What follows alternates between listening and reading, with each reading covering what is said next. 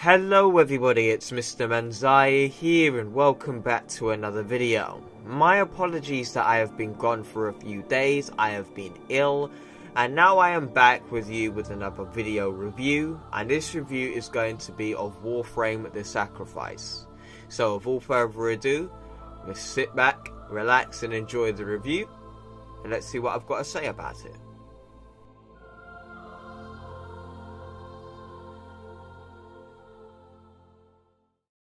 Well, what does The Sacrifice bring to the table? A new story, new lore, new characters, a new warframe, and a new weapon.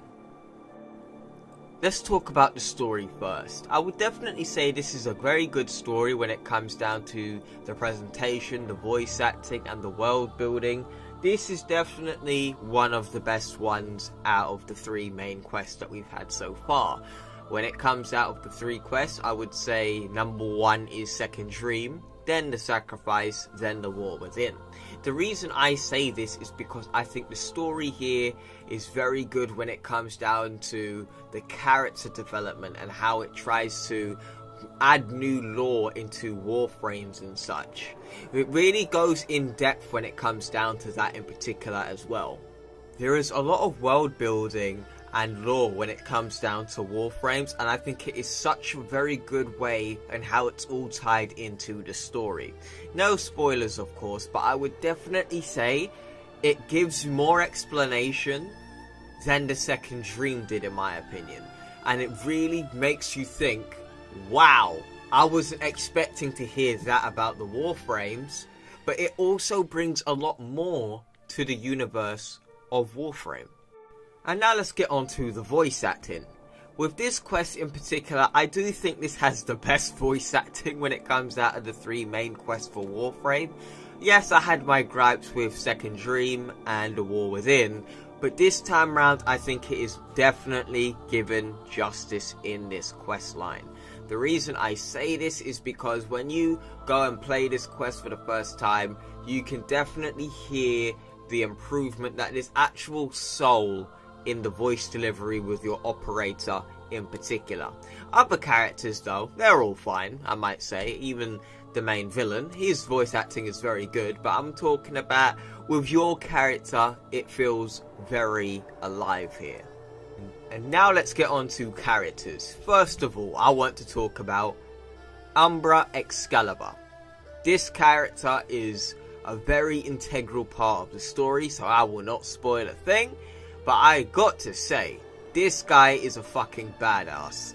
He doesn't say a word in the campaign, but I would definitely say he has got a lot of emotion and a lot of story to this warframe. You're actually going to be quite surprised when you get in and play this quest. And also, you'll be able to unlock this character and his katana after you've completed the quest. He is definitely a very good character to play as, and you also get to play as him in the quest itself as well. So he is definitely a good character to play as. In fact, he is pretty much identical to Excalibur, the regular version, but this is more of the newer version of Excalibur Prime. But Excalibur Prime is obviously for veteran players for the Founders Pack. This is like the new version of Excalibur Prime, but it's not as vintage, for example, if that makes any sense. So there's two Excalibur Primes, and this is the new version. So you're probably wondering, is Excalibur Umbra any good? Well, I would definitely say yes. He is definitely a good class. He comes with better stats than the regular Excalibur, and he also comes with Umbral mods. These mods are exclusive to his character. You can also put these on any weapon or frame of your choice, and it will basically change up the way you play the game. Some of these mods increase your armor, your health, the damage your energy based abilities do, and also critical hit chance on melee weapons, and also damage on melee weapons. And also, if you get the sets that are, let's say, example for the set of mods for a sword, if you put both of these mods onto one sword, you will get bonus stats because you've put them in a set on one weapon. This was also very good because it also gives your sword extra power when you're going up against enemies in game. But I do have my gripes with this quest. So far I have 3 gripes. One is Lotus's motivation change from other quests. 2, the boss fight glitch. And 3, the lack of explanation of the ending. So let's get into Lotus's character choices contradicting themselves. So basically, let me get into it. In the Natar and in the second Dream Quest, basically, Hun Hao, Lotus's father, asks Lotus to basically come back and rule beside him. And Lotus basically says no multiple times to his offer.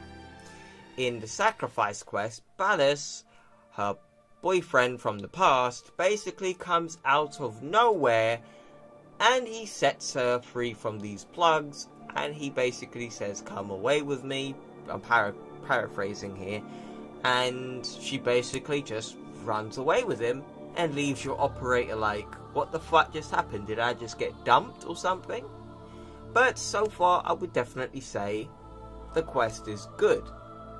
But that is a bit of an issue. And then we have got the boss fight glitch. Right. So, there is a boss fight. And I'm not going to spoil it because this is very integral to the story.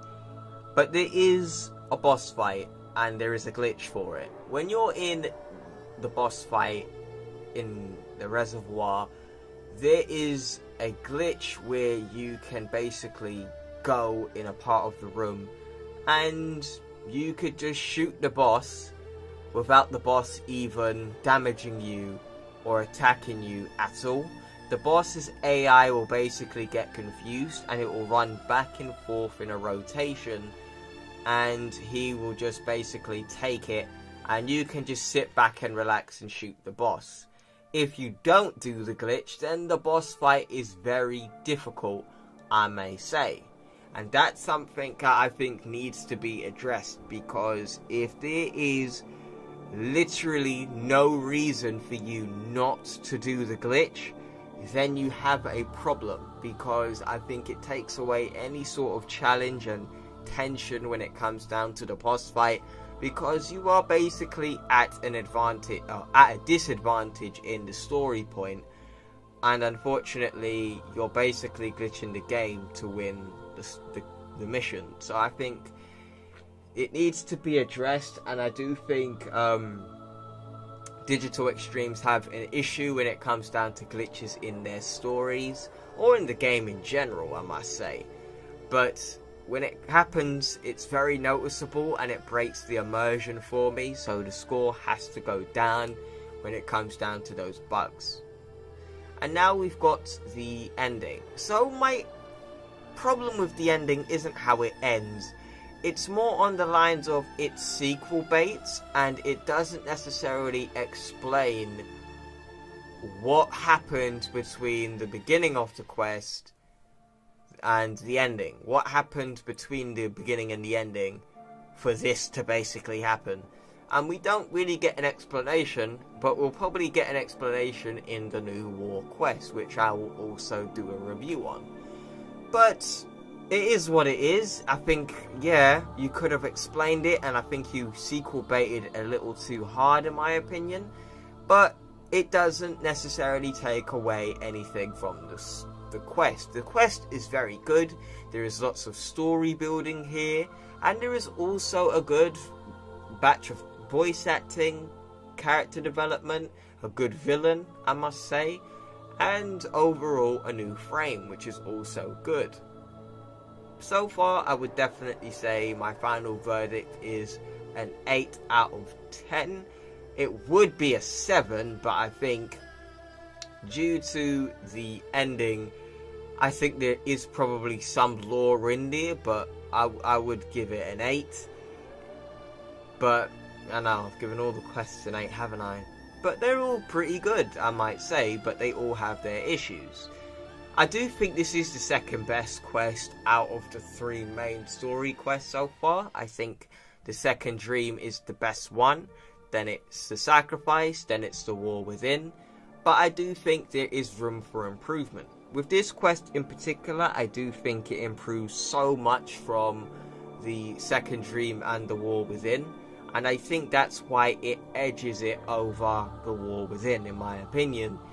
But I think second dream has some better features than the sacrifice, despite having a new Warframe. So, that is my final verdict on the quest. I really enjoyed it. Tell me if you guys enjoyed it too in the comments below.